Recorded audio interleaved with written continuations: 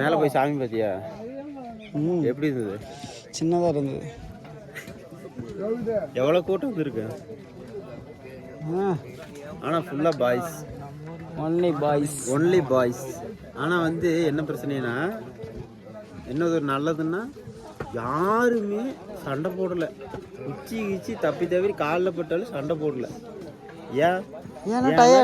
Girls only பாய்ஸுங்கிறனால no சண்டை. அது ஒரு பெரிய ப்ளஸ் பாயிண்ட். சைலண்ட்டாக போய் சைலண்ட்டாக இறங்குறோம்.